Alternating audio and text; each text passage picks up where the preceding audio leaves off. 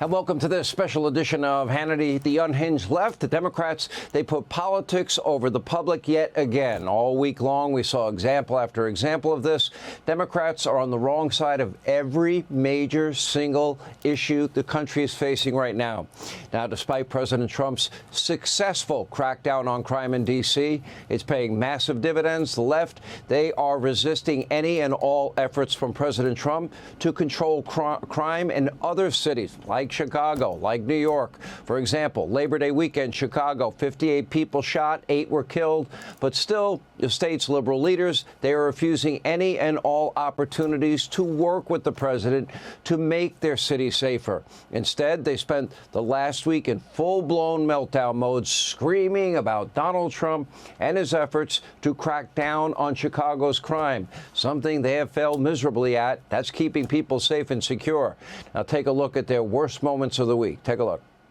If National Guard or other military troops are deployed to the city of Chicago, immediately go to court. Chicago will continue to have a violence problem as long as red states continue to have a gun problem. Do you think it would make a difference to have some help from the National Guard in Chicago? Well, it certainly could, but the starting point is this. Local officials, like a governor and a mayor, can work with federal officials to be more effective in reducing crime. That's a given. I accept that. But in the situation in Chicago, this is not a negotiation any way whatsoever. So it's clear that in secret, they're planning this.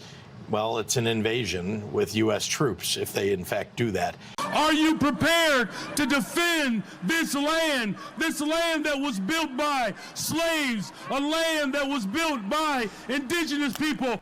By the way, for the record, most Illinois guns come from Illinois. Now, Governor Pritzker, Mayor Johnson, people are dying in your city. People are being shot every weekend in your city. You have failed the people that you say you care about. This week has fully exposed Democrats as the pro-crime party of America, the party of defund, dismantle, no bail, reimagine the police. Let's replace them with social workers. You know, they care more about criminals than the safety and security of innocent, law-abiding Americans. And sadly, this is only the tip of the iceberg. Earlier this week, the U.S. military conducted a successful strike on a boat full of narco-terrorists. But because the Trump administration carried out the strike, by the way, protecting Americans again, the left has now come out in favor of protecting narco-terrorists, bringing in drugs that are killing Americans every single day. They're also the pro-illegal immigration party. They want millions of unvetted Biden, Harris, Mayorkas illegals to stay in the country. The party that puts the so-called rights of illegals over the safety of law-abiding citizens, even the criminal illegals who have committed countless heinous crimes, murder, rape, other violent crimes. The left doubling down on this insane ideological stance. And it gets worse. During a hearing on Capitol Hill yesterday, Health and Human Services Secretary RFK Jr., Democratic senators, a complete psycho meltdown mode. Even though he said over and over again, vaccines will be available. I just want to inform the public. Our mortality rate for infants is going way down. Our life expectancy is down. Americans are not nearly as healthy as people in other countries, but they melted down anyway. Take a look. You're telling the American people that the American Medical Association, representing hundreds of thousands of people, have been co-opted and that they should not trust their doctors. And the American Academy of Pediatrics, and by the way, just for the record, every single Republican, I don't mean to be political here, Mr. Chairman, has received PAC money from the pharmaceutical industry. Are they all corrupt as well? And I'm telling you, the American Heart Association has been co-opted by the food Everybody industry. but you, Senator. Everybody is corrupt but you.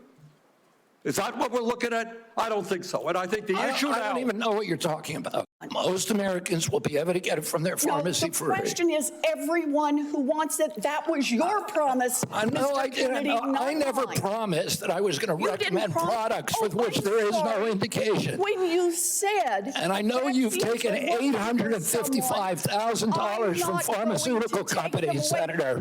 I hope that you will tell the American people how many preventable child deaths are an acceptable sacrifice for enacting an agenda that I think is fundamentally cruel and defies common sense. Thank you, Mr. Chairman. Do I got a reply? Or, Senator, you've sat in that chair for how long? 20, 25 years, while the chronic disease in our children went up to 76%. And you said nothing. You never asked the question why it's happening. Why is this happening? Why is it happening? Are you not allowed to ask the question? The Trump administration, they are working tirelessly. This is the MAHA movement, Make America Healthy Again. Yesterday, Democrats revealed themselves to be the party of chronic illness, obesity problems. Look at the diabetes, heart disease plaguing our country. The left applauding bad economic data. They're happy that the Fed chair, Jerome Powell, too late, Powell is dragging his feet to cut rates, interest rates. That is killing the sale of pre-existing homes and new home construction. All because what? It hurts Donald Trump, therefore they support Jerome Powell. But the left's most vile, despicable display of the week was their reaction to the fake rumors that Donald Trump had suffered some sort of health crisis last week, all because he didn't have any public events for a couple of days. Take a look at that disgusting display. This weekend, the biggest story was frenzied social media rumors speculating whether Donald Trump had died. For the record, Donald Trump is very much alive, okay? And no, we like our presidents alive. We may never know why Donald Trump suddenly spent a week hiding entirely from the American public. But you don't actually need baseless online conspiracies to explain why he might not want to show his face in public right now.